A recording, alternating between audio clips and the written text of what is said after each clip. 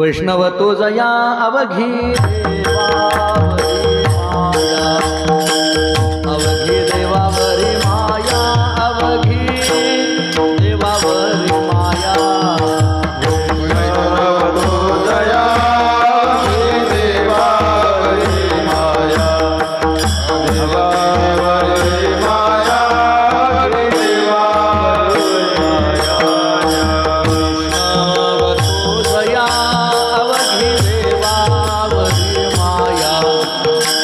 अवघी देवावरी माया अवघी देवावरी माया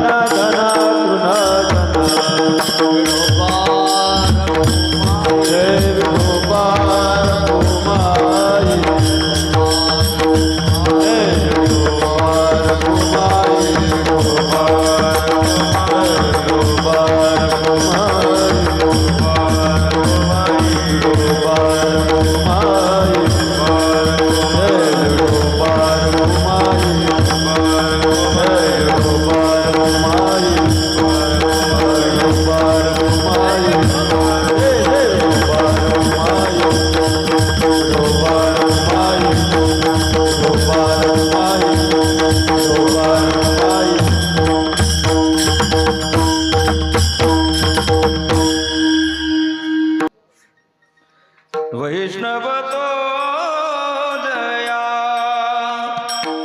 जया वैष्णव तो जया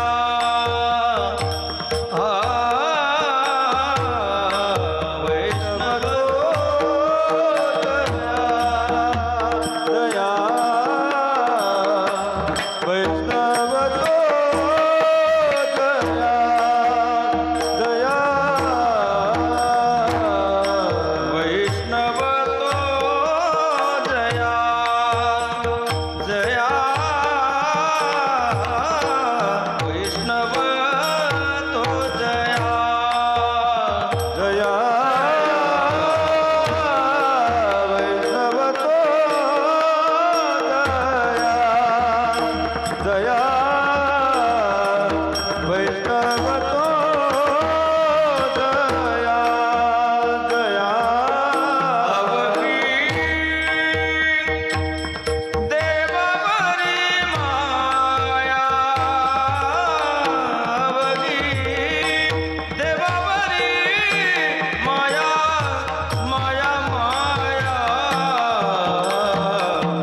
नाही आणि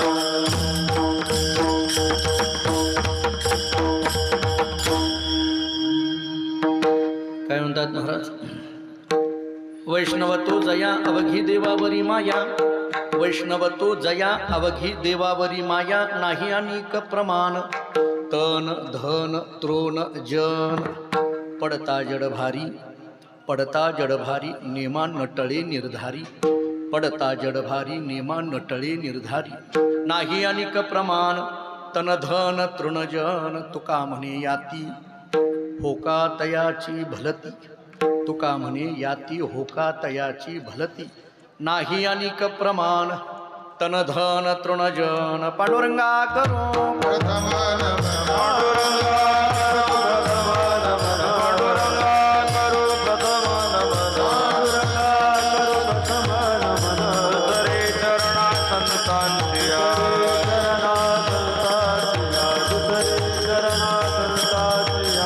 जगपादाने कथिता विस्तार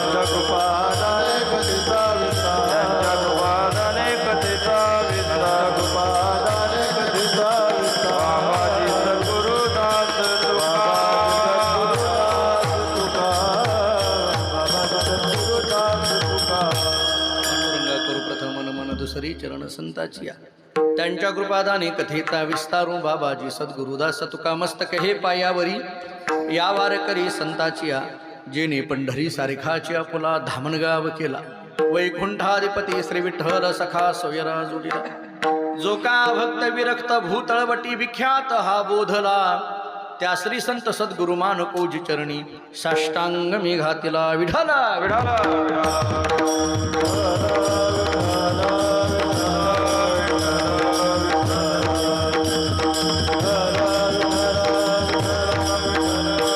वैष्णव तो जया अवघी देवावरी माया नाही अनिक प्रमाण तन धन तृणजन प्रस्तुत कीर्तनरूपी सेवेकरिता म्हणजे निरूपणाकरिता प्राप्त असणारा अभंग महान भगवत भक्त जगद्गुरु श्री संत तुकाराम महाराज यांचा अत्यंत प्रसिद्ध महत्त्वाचा वैष्णवाचं लक्षण सांगणारा गोड असा 4 चरणाचा अभंग आहे. या अभंगातील 4ही चरणातल्या उत्तरार्धातून तुकाराम महाराजांनी वैष्णव कोणाला म्हणायचं याची व्याख्या केलेली आहे. वैष्णव तो जया कोण अवघी देवावरी माया. 1. वैष्णव तो जया कोण तन धन तृण जन. 2. वैष्णव तो जया कोण नेमा नटळी निर्धारी. 3. आणि वैष्णव तो जया कोण याती होका तयाची भलती. याचा अर्थ ज्याचं भगवंतावर प्रेम आहे त्याला वैष्णव म्हणा. 1. तन धन आणि जन ज्यांनी तृणासमान मानलेले आहेत त्यांना वैष्णव म्हणा. 2. मरणासन्न अवस्था झाली तरी सुद्धा जो नियमापासून बाजूला होत नाही त्यांना वैष्णव म्हणा. 3. आणि कोणत्याही जातीचं देशाचं कालाचं बंधन ज्यांना लागू पडत नाही त्यांना वैष्णव म्हणा. 4. विठाला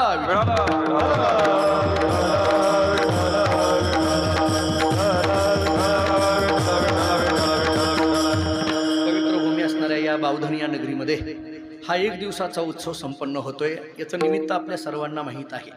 कैलासवासी बाळासाहेब साहेबराव वाघमारे यांच्या प्रथम पुण्यस्मरणानिमित्त वर्षश्राद्धानिमित्त ही सेवा संपूर्ण वाघमारे परिवार त्याचबरोबर हा बावधनमधील सर्व असणारा भजनी परिवार भाविक भक्त त्यांचे चिरंजीव रविकांत आणि सर्व असणारे त्यांचे कुटुंबीय यांच्या वतीने हा 1 दिवसाचा उत्सव संपन्न होतो आहे.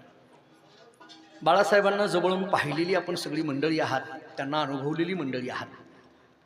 आल्यानंतर मला सोमनाथ दादांनी आणि गंभीर महाराजांनी त्यांच्याविषयी काही थोडी माहिती दिली आणि स्वतः चिरंजीवांनीही मला थोडीशी त्यांच्याबद्दलची माहिती दिली.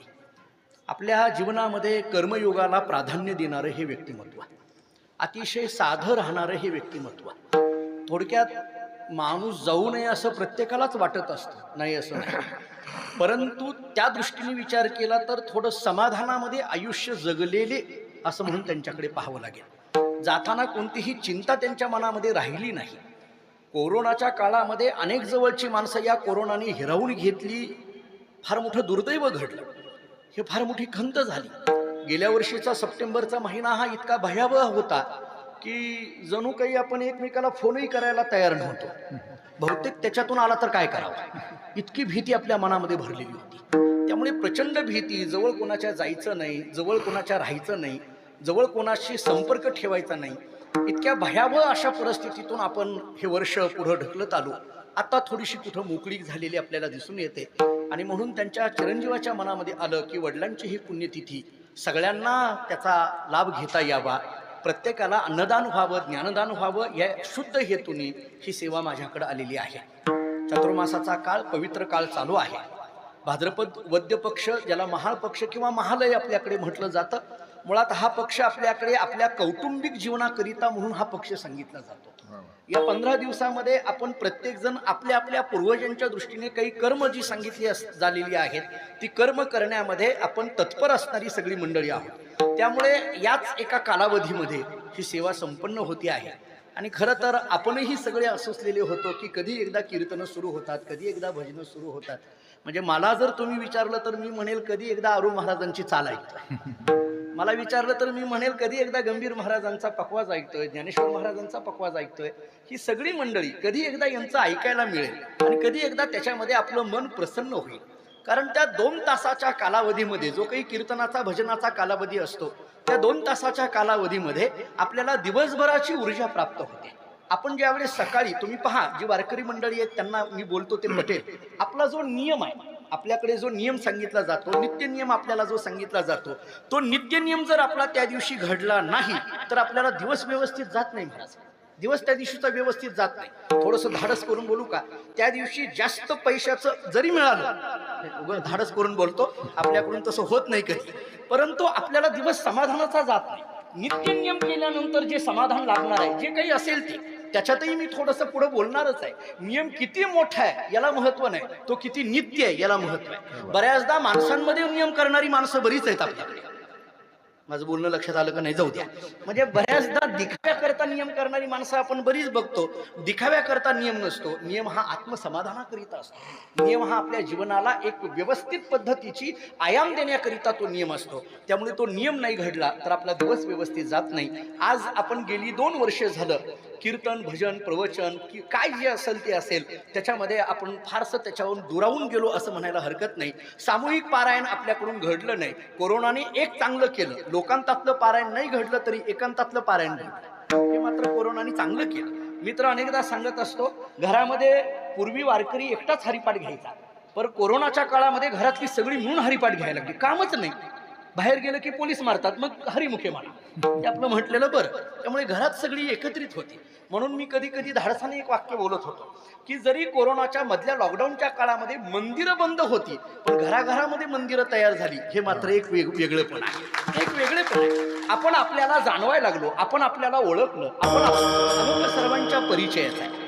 अभंगातले शब्द सर्वांना सहजगत्या कळण्यासारखे आहेत. कारण तुकाराम महाराजांच्या अभंगाचा अभ्यास करत असताना काही शब्द कूट अभंगातले असतात, ते सहजासहजी आपल्याला कळत नाही. तुकाराम महाराजांचा असो अथवा नाथ महाराजांचा असो, ज्ञानोबारायांचा असो, ही जी वाङ्मय आहेत ती वाङ्मय कधी कधी आपल्याला सहजगती अर्थ लक्षात येत नाही. मग ज्यावेळेस वाच्यार्थाने अर्थ लक्षात येत नाही त्यावेळेस लक्षणं करावे लागतात. कधी कधी आपल्याला लक्षणाचा स्वीकार करावा लागतो. सहज ज्यावेळेस आपल्याला त्याचा अर्थ कळत नाही. पती जन्मला माझी उदरी, मी झाली त्याची नोवरी, हा अभंग सोडवायचा झाला तर आपण सरळ पद्धतीने कसं सोडवणार हो? पती जन्मला माझी उदरी ही बोलणारी स्त्री, ती बोलूच कशी शकते पती जन्मला माझी उदरी? बरं, ती बोलूच कशी शकते मी झाली त्याची नोवरी? जिच्या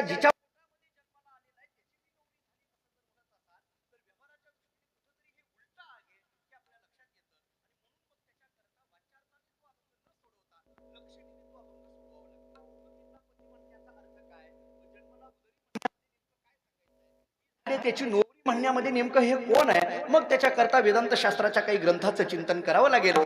मग त्याच्याकरिता सांगितलेली जी माया सांगितली जाते त्या मायेच्या संबंधाने विचार करावा लागतो. शुद्ध असलेलं ब्रह्मचैतन्य, त्याला माया नावाची उपाधी लागली की ईश्वर असं म्हटलं जातं. याचा अर्थ ईश्वर नावाच्या संज्ञेची उपाधी, ही ईश्वर नावाची जी संज्ञा निर्माण झाली त्याला कारण माया आहे. आणि मग काय केलं त्या मायेने? ईश्वराला निर्माण केलं आणि नंतर ईश्वराबरोबर राहून या सगळ्या जगाचा विस्तार केला. म्हणून पती जन्मला माझे उदरी, मी झाले त्याची नोवरी. अशा पद्धतीने लक्षणीने काही अर्थ आपल्याला सांगता येण्यासारखे आहेत. तत्वज्ञानाच्या दृष्टीने असाही विचार आपल्याला करता येईल. परंतु या अभंगाकडे पाहिला तर सरळ सरळ भाषा आहे, कुठेही आडकाठी नाही, कुठेही न कळण्यासारखं असं नाही.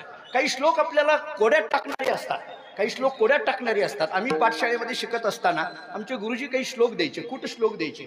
अपदो दुर्गामीच साक्षरोण पंडितः अमुकस्फुट वक्ताच यो जानाति स पंडितः, असा श्लोक सांगायचे. अमुकस्फुट वक्ताच म्हणजे अपदो दुर्गामीच, अपदो दुर्गामीच साक्षरोण पंडितः अमुकस्फुट वक्ताच, 3 गोष्टी सांगितल्या. अपदो दुर्गामीच या शब्दाचा अर्थ आहे पाय नाही परंतु दूर जातं. साक्षरो न पंडित, अक्षर आहेत परंतु शिक्षक नाही किंवा शिकलेला नाही. अमुकस्फुट वक्ताच, तोंड नाहीये परंतु पुष्कळ बोलतो.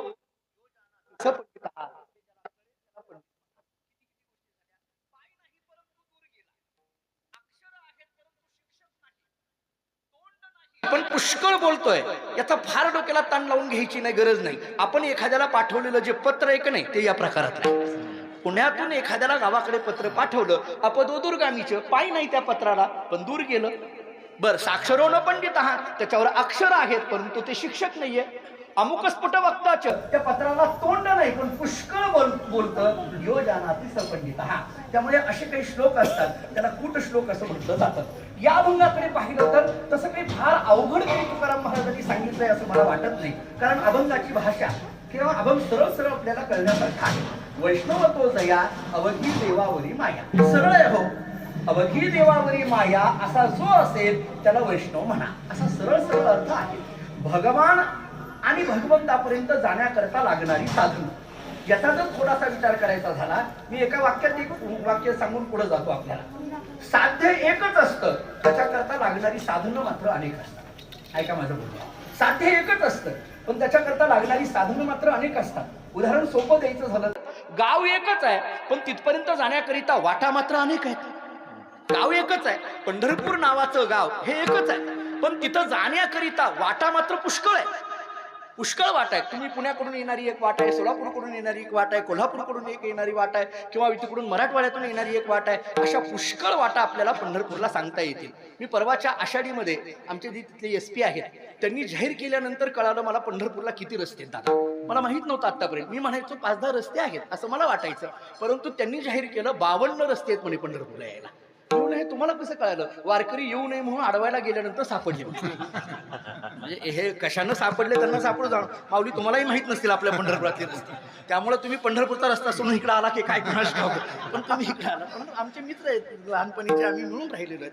असो, मला पुढे थोडंसं बोलायचं आहे. गाव एकच आहे पण त्याला जाणारे रस्ते अनेक आहेत, वाटा अनेक आहेत. मी निळोबाऱ्यांचं एक सोपं प्रमाण देऊन पुढे जातो. मार्ग दावून गेले मार्ग धावून गेले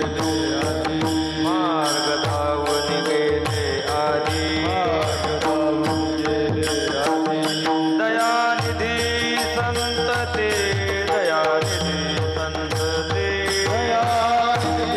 संत ते, दयानिधी संत ते, दयानिधी संत ते, मार्ग धावून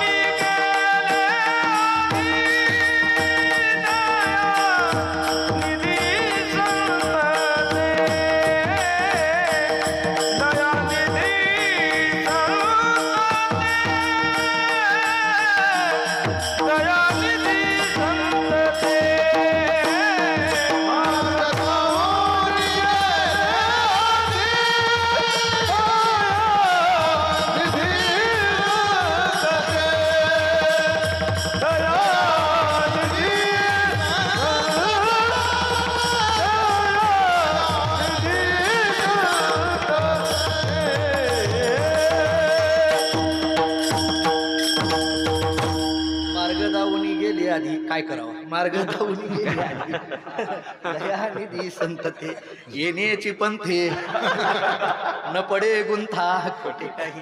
काय करावं? पूर्वीच्या लोकांनी परंपरेने मार्ग दाखवलेले डबल उतरणीचे, त्यामुळे घेतल्याशिवाय पर्याय नाही. आता हे माहीत झालंय यांना म्हणून बळ झालंय, कारण माझी हे जातीची हे वारकऱ्याला वारकरीच जात आहे. मी शेवट बोलणार आहे त्याच्या संबंधाने. थोडस पुढे चालतं.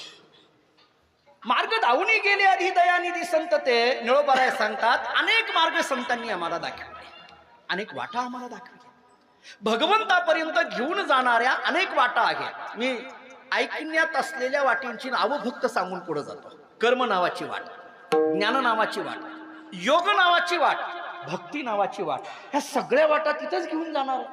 ही नावं भिन्न आहेत, त्याची स्वरूप भिन्न आहेत. कर्म नावाच्या वाटेचं स्वरूप वेगळं आहे, ज्ञान नावाच्या वाटेचं स्वरूप वेगळं आहे, योग नावाच्या वाटेचं स्वरूप वेगळं आहे, भक्ती नावाच्या वाटेचं स्वरूप वेगळं आहे. हे जरी स्वरूप भिन्न असली तरी त्या वाटा मात्र ज्या ठिकाणी घेऊन जाणार आहेत ते साध्य मात्र एकच आहे. वाटा भिन्न आहे. पण एवढ्या वाटा सांगितलेल्या आहेत, झालं, ऐकण्यात आल्या आमच्या. आता पुढं काय कळालं ना? नाही, पण त्याच्यात एक प्रश्न आहे. मी काय बोलतो ऐका नाही, त्याच्यात एक प्रश्न आहे. काय? अहो, या सगळ्या वाटा जरी पंढरपूरला पांडुरंगाकडे घेऊन जाणाऱ्या असल्या तरी याच्यातली नेमकी जवळची वाट कोणती? प्रत्येकाला अपेक्षा असते जवळची वाटेची. नवीन गावाला आम्ही कीर्तनाला कधी कधी जातो. नेहमीचीच गावं असतात अशातला भाग नाही. कधी कधी नवीन गावाला कीर्तनाला आम्हाला बोलविलं जातं. आम्हाला ती कधी गेलेलो नसतो. आणि अलीकडल्या काळात ह्या फोनच्या जमान्यात तर फार कठीण झालं. म्हणजे फोनवर तारखा घेतल्यामुळे जनतारीख घेतली ती गावात नसतं, फोनवर जनतारीख घेतली. पूर्वीच्या काळात असं नव्हतं. पूर्वीच्या काळात प्रत्यक्ष भेटलं जायचं. मी म्हणतो कमीत कमी फोनवर घे ना कहो, पण घेऊन फोन करणं हे किती कठीण आहे. दादा मग असं झालं का कळलं? काही काही लोक फोनवर विचारतात तरी ही तारीख तुम्हाला आहे का. काही काही असे आहेत की तारीख घेतली जाते मग फोन केला जातो, या तारखेला तुमचं कीर्तन आहे. याच्यातलं हे उदाहरण आहे आज माझा. म्हणजे आता मी माझं सगळं सांगत बसण्यात मला कधी स्वारस्य वाटत नाही म्हणून मी सांगत नाही. पण दादांना मगाशी सांगितलं, माझा नियोजित कार्यक्रम आमच्या काही परंपरेत होता. मी महाराजांना नाही म्हणत होतो, काही आमच्या नियमाचे फड परंपरेच्या तारखा असतात त्या कराव्या लागतात. परंतु दुसऱ्या दिवशी त्यांनी फोन केला आणि सांगितलं पत्रिका छापायला टाकली बरं. म्हणजे विचारलंच नाही मला त्यांनी, आहे का सवड आहे का नाही का, कसं करता, तिकडे कोणाला तरी घरात वडिलांना वगैरे विचारता का, काही नाही. अतिपरिचय नाही, अवज्ञा म्हणणार नाही, अवज्ञा नाही, तुम्ही माफ करा, मी अर्धच श्लोक सांगतो. तेवढा हक्क आहे गंभीर महाराजांचा, सोमनाथ दादांचा हक्क आहे माझ्यावर तेवढा. त्यामुळे हक्काने सांगितल्यामुळे हे काय काही संबंध असे असतात की ते अनिर्वचनीय अशा पद्धतीचे असतात. मी मुका स्वादनवती एवढंच त्याला दृष्टांत दिलं, पुढे बोलेल मी त्या संबंधात.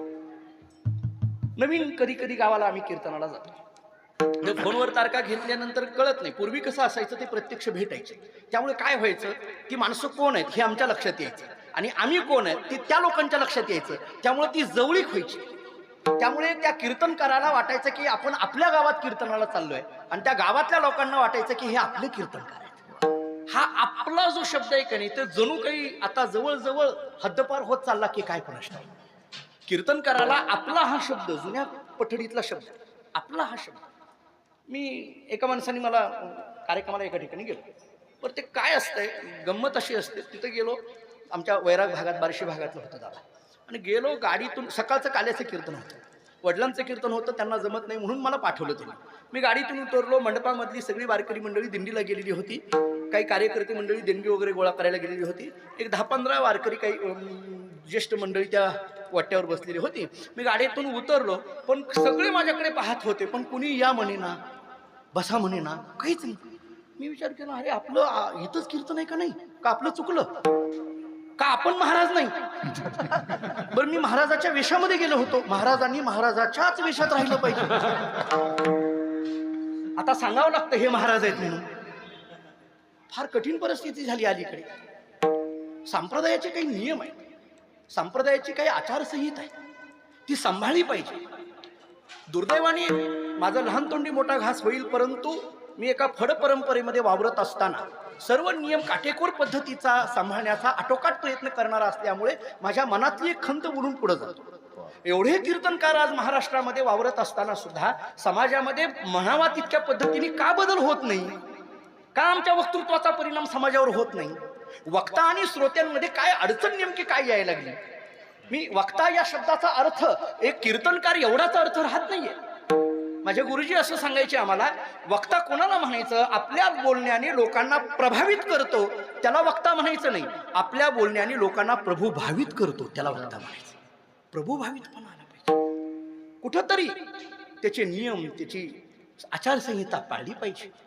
मित्र, अनेकदा बोललोय, आपल्याला माहितही असेल, गंभीर महाराजांना माहित आहे, कीर्तनकार 2 तासामध्ये जे बोलतो का नाही त्याच्यापेक्षा तो 22 तास कसा वागतो त्याच्यावर सगळं कीर्तनाचा परिणाम आहे. तो 22 तास कुठं असतो, काय करतो. कुठेही कीर्तनकारांनी जाऊ नये, आता कुठेही चालले जाऊ नये, असं कुठेही जाऊ नये, कुठेही राहू नये, कुठेही थांबू नये, कुठेही बोलू नये. त्याच्या काही नियम आचारसंहिता सांगितल्या जातात. कीर्तनकाराच्या काही आपल्याला परंपरा, वारकरी संप्रदायाचं तत्व हे आगळं वेगळं तत्व आहे. वारकरी संप्रदायामधला जो वारकरी शब्द आहे याचा अधिकार फार मोठा आहे. हो, दुर्दैवाने अलीकडे कधी कधी वारकरी या शब्दाचा अर्थ आम्ही इतका क्षुल्लक करून टाकला की त्या वारकरी शब्दाला अर्थच राहिला नाही. किती किती क्षुल्लक करून टाकला आम्ही वारकरी शब्दाचा अर्थ. सोपा आहे का वारकरी म्हणून घेणं सोपं नाहीये. जरा धाडस करून बोलतो, आरू महाराज इथं आहेत, त्यांना माहित आहे. पालखी सोहळ्यामध्ये पिढ्यानपिढ्या चालणारे वारकरी सुद्धा जर त्यांना म्हटलं का नाही, वारकरी बुवा जरा पुढे चाला, ते म्हणतात आम्ही कुठले वारकरी, पिढ्यानपिढ्या चालणारे वारकरी. कारण वारकरीत्व येणं हे सोपी गोष्ट नाही. आमचे गुरुजी भाऊ सांगायचे पाठामध्ये आम्हाला, वारकरी कोणाला म्हणायचं, वारं वारं करोती इति वारकरी, कळी करावं ज्यांनी वार केला तो वारकरी. वारकरी हा शब्द असा कुठेही जोडता येत नाही, त्याचा अधिकार वेगळा आहे. दुर्दैवाने इतके सुलभ पद्धतीने आम्ही आणलं. आमच्याकडे त्या मराठवाड्यामध्ये कधी कधी असं म्हटलं जातं, वारकरी शुले तुकडे पारकरी. काय ही भाषा, किती आम्ही त्या वारकरी शब्दाला खाली आणून ठेवलं, किती आम्ही त्या वारकरी शब्दाचं इंग्रजीमधला शब्द वापरतो, डिस्क्रेडिट करून टाकलं आम्ही. त्याचं शब्दाची महत्व त्या त्या पद्धतीने महत्व फार अबाधित ठेवलं पाहिजे. मी आपल्या ऐकण्यातलं एकच प्रमाण देतो, म्हणजे वारकरी शब्दाचा अर्थ सगळा कळून जाईल. तुकोबारांचं अगदी प्रसिद्ध प्रमाण आहे, बसलेल्याला सुद्धा सगळ्याला पाठ आहे, पंढरीचे वारकरी ते अधिकारी. तुम्ही घरी गेल्यानंतर गाथा उघडा आणि हा अभंग जरा 3-3, 4-4 वेळेस बघून घ्या. काय शब्दामध्ये ताकद आहे. पंढरीचे वारकरी ते अधिकारी मोक्षाचे, इथला मोक्षाचे अधिकारी. ही भाषा सोपी नाहीये. मला कधी कधी प्रश्न पडतो की पंढरपूरचा वारकरी हा मोक्षाचा अधिकारी तरी कसा? कारण मोक्ष आम्हा घरी कामारी ये दासी म्हणणारा हा वारकरी, मोक्ष सुका हनु लाता म्हणणारा हा वारकरी, जर मोक्ष आमच्या घरात आहे, मोक्षाला लाता मारणारे आम्ही आहोत असं म्हणणारा जर वारकरी असेल तर तो मोक्षाचा अधिकारी कसा? मोक्ष हा अपेक्षित आहे का उपेक्षित आहे?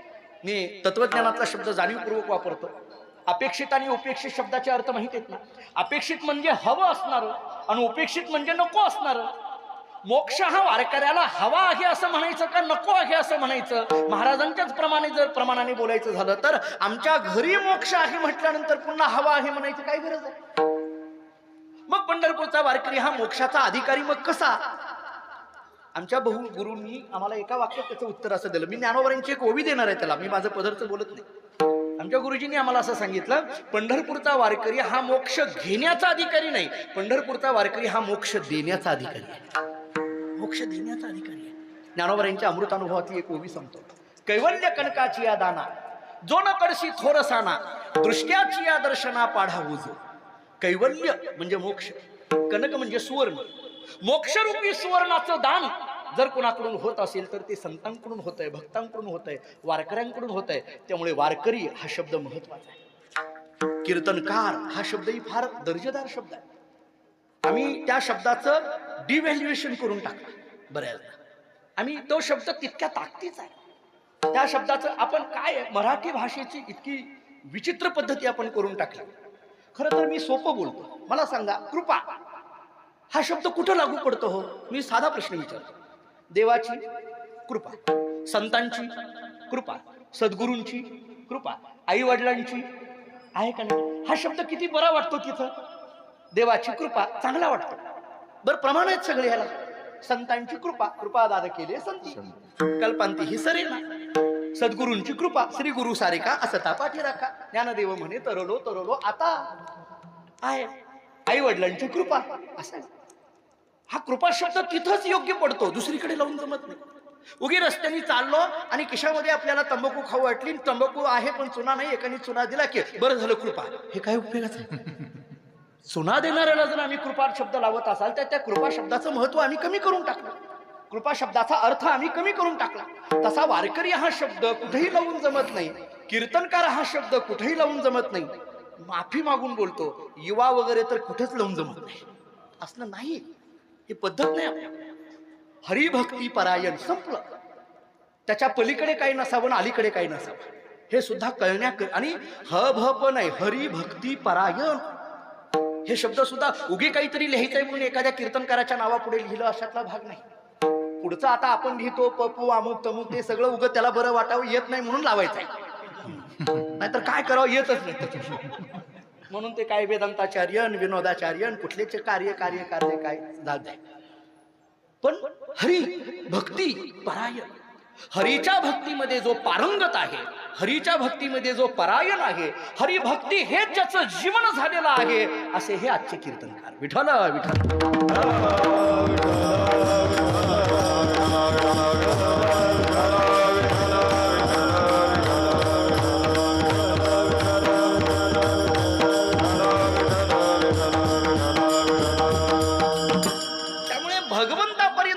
करिता वाटा अनेक आहे.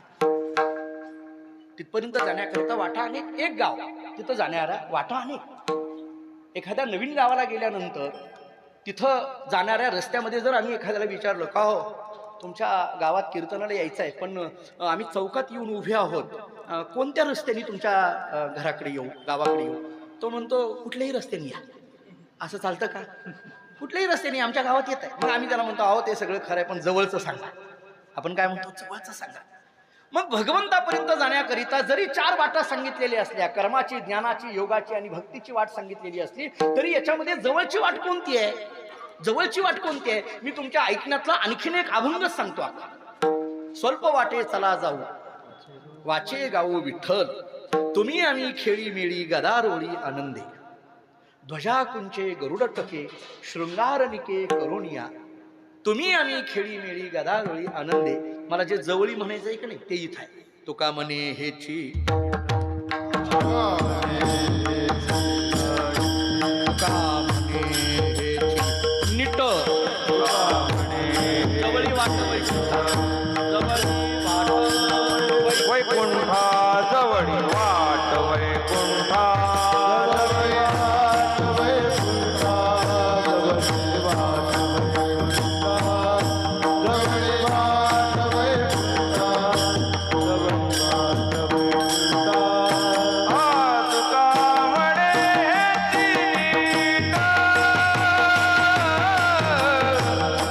जवळी वाट वैकुंठा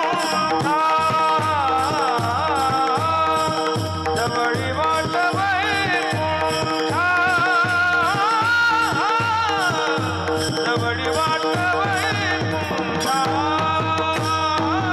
वैकुंठा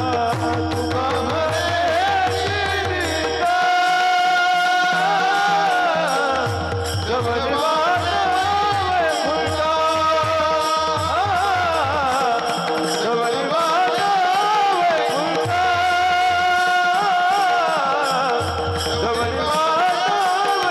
वैकुंठा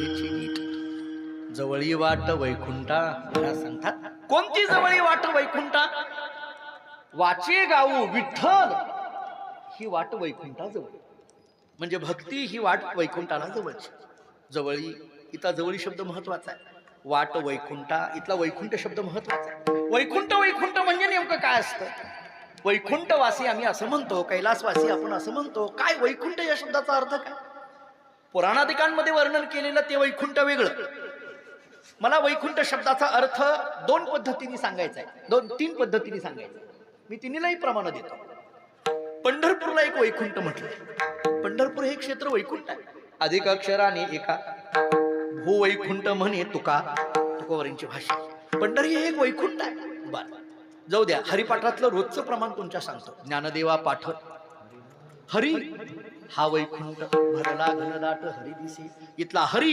हा वैकुंठ हा शब्द महत्वाचा आहे भगवान श्री हरी हाच वैकुंठ आहे असं एक वैकुंठ शब्दाचा अर्थ सांगितला आणि मला तिसरा अर्थ जरा तत्वज्ञानाच्या दृष्टीने सांगायचा आहे वै अधिक कुंठ बरोबर वैकुंठ वै म्हणजे भेद आणि कुंठ म्हणजे निवृत्त होणं ज्याचा भेद निघून गेलेला आहे अभेदाची स्थिती झालेली आहे त्याला म्हणा वैकुंठ विठ्ठल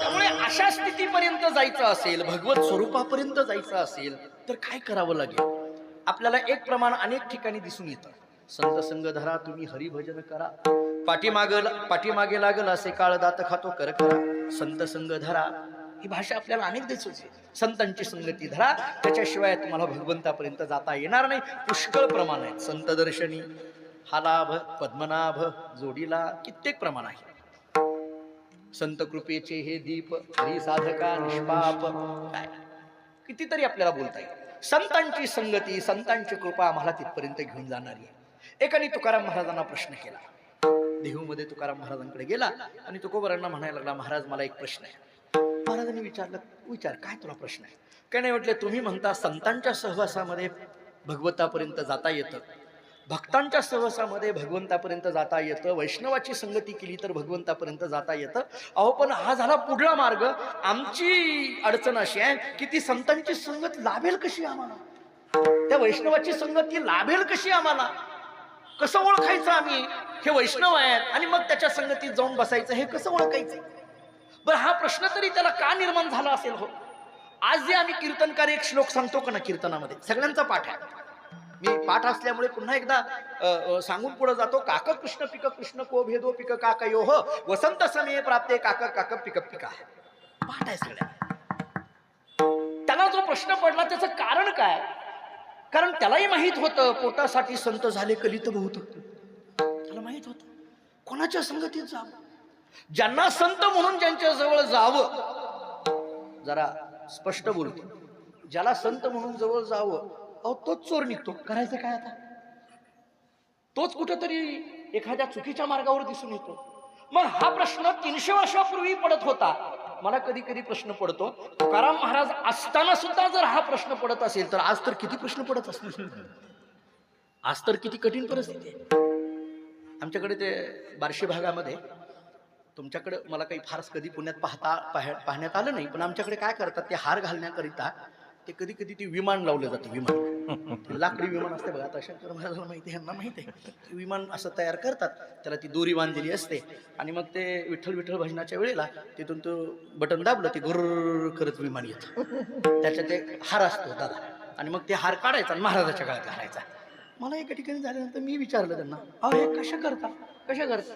ते म्हणले, तुकाराम महाराजांना विमान आलं नव्हतं.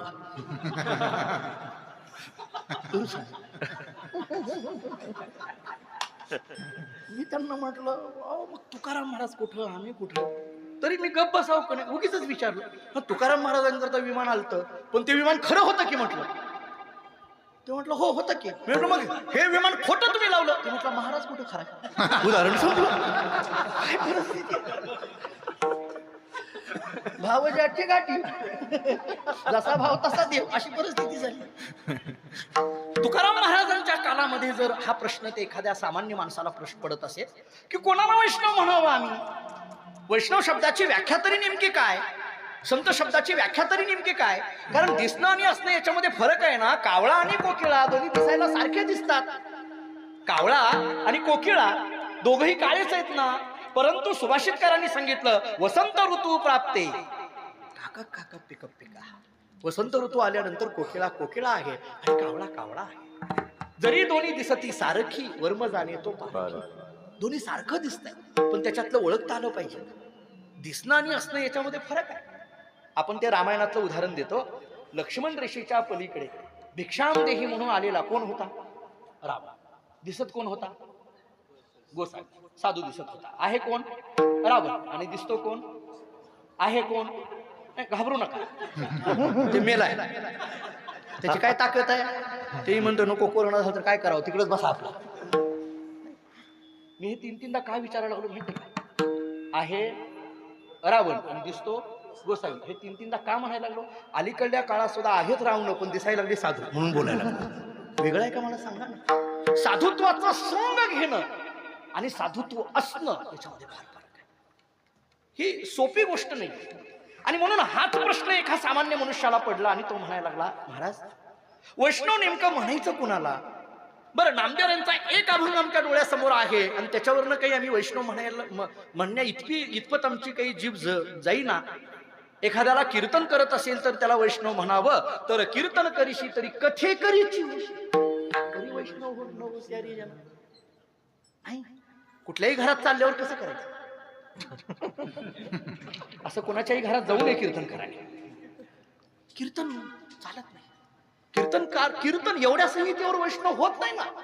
बरं, गायन करणाऱ्याला वैष्णव म्हणा, गुणीजनाची होशी. तो एक कलाकार झाला, गुणीवान झाला, वैष्णव होईल असं सांगता येत नाही. वैष्णवाला जरा स्पष्ट सांगतो, वैष्णवाला गायन यावं, भजन करायला यावं, पण जो भजन करतो तो वैष्णव असं मात्र नाही. आणि मी बोलतो हे आपल्या सगळ्यांना प्रचिती आहे त्याची. भजन करणारे काही कमी आहेत का आमच्या महाराष्ट्राच्या भूमीमध्ये? वैष्णवत्व कुठं आहे? भजन करणं ठीक आहे, भजन यावं. मी जरा पुढे बोलतो, वैष्णवाच्या कपाळाला गंध असावा, वैष्णवाच्या गळ्यात माळ असावी, पण ज्याच्या ज्याच्या कपाळाला गंध आणि ज्याच्या ज्याच्या गळ्यात माळ तो वैष्णव असं मात्र नाही. कारण ज्याच्या कपाळाला गंध आहे हे बघून आम्ही कपडे देतो, तो चोर निघतो वाळवंटात. होती का नाही फजिती तुमची चंद्रभागेच्या वाळवंटात? मग काय करायचं? ही बहिरंग लक्षण आहे, ही सगळी बहिरंग लक्षण. आणि म्हणून त्याला प्रश्न पडला, पुराण सांगणाऱ्याबद्दल वैष्णव नाही, याच्याबद्दल नाही, त्याच्याबद्दल नाही, कोणाला वैष्णव नेमकं म्हणावं? तुकाराम महाराजांनी सांगितलं, तू अभंग वाचला पण पूर्ण वाचला नाही. नामदेव यांनी उत्तर दिलंय रे बाबा. नामा म्हणे नाम केशवाचे घेशी तरीच वैष्णव होशियारी. तो म्हटला, हेच जरा आम्हाला पटेल अशा भाषेत सांगा, हेच आम्हाला सांगा. आम्हाला कळालं, हे प्रमाण आमच्या डोळ्यासमोर आलं.